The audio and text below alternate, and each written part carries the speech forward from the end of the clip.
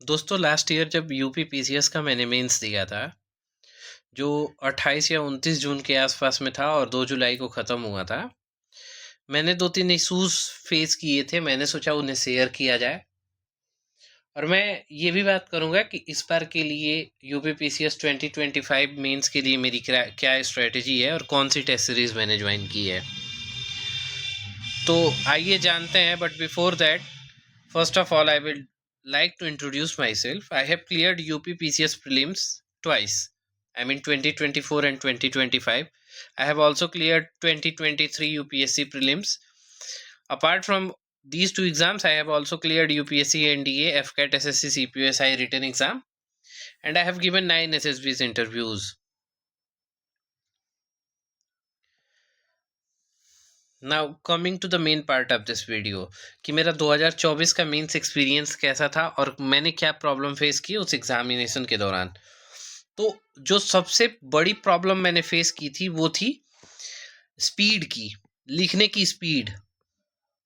मेरा जो पूरा टाइम प्रिपरेशन के समय था वो नोट्स बनाने में चला गया था, क्योंकि उसके पहले जो मेरी पूरी पढ़ाई थी वो प्रीलिम्स ओरिएंटेड हो रही थी।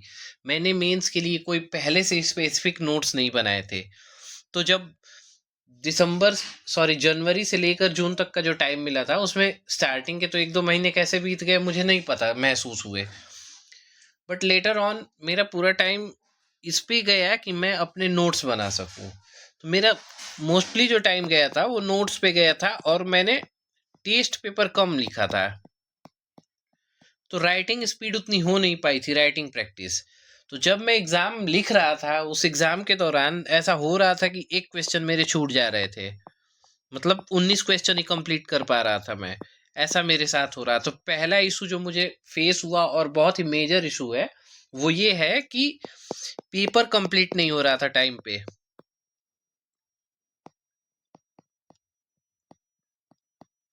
ये नहीं हो पा रहा था टाइम पे और ये बहुत बड़ी प्रॉब्लम है, क्योंकि एक क्वेश्चन छूटने का मतलब, हालांकि मैं कोशिश करता था कि जो 8 नंबर वाले क्वेश्चन हो वही छूट पाए, 12 नंबर वाले क्वेश्चन ना छूटे, बट फिर भी क्वेश्चन छूटना अच्छा साइन नहीं होता है। तो अगर आप इस बार मेंस लिख रहे हैं तो आपकी पहली प्रायोरिटी ये होनी चाहिए कि नोट्स भले ही थोड़े कम हो, आई मीन नोट्स के, आई मीन आपकी कंटेंट बहुत ज़्यादा इनरिच ना हो वो चलेगा, पर आपकी प्रैक्टिस इतनी होनी चाहिए कि आपकी कॉपी टाइम पे कंप्लीट हो जाए वहाँ पे। और जिन्होंने पहले कभी इसको एक्सपीरियंस नहीं किया है और उनको लगता होगा कि उन्होंने कॉलेज एग्जाम्स में बहुत कॉपियाँ लिखी हुई हैं, तो भाई ऐसा मुझे भी लगता था कि मैंने कॉलेज में लिखा ही है, यहाँ पे मैं लिख लूँगा। पर यहाँ पे सिचुएशन बिल्कुल ही अलग होती है, एक अलग लेवल का प्रेशर होता है। तो इस चीज़ को आप मेक श्योर करिएगा कि आप इनफ राइटिंग प्रैक्टिस करके जाएं ताकि टाइम पे आपकी कॉपी कंप्लीट हो जाए। Now second part of this video is about test series कि मैंने कौन सी टेस्ट सीरीज ज्वाइन कर रखी है। तो मैंने द IS हब एक है, IS हब, इनकी यूपी पीसीएस की टेस्ट सीरीज ज्वाइन कर रखी है। जो मेन टीचर है यहाँ पे वो MK यादव सर हैं, बहुत अच्छे टीचर हैं।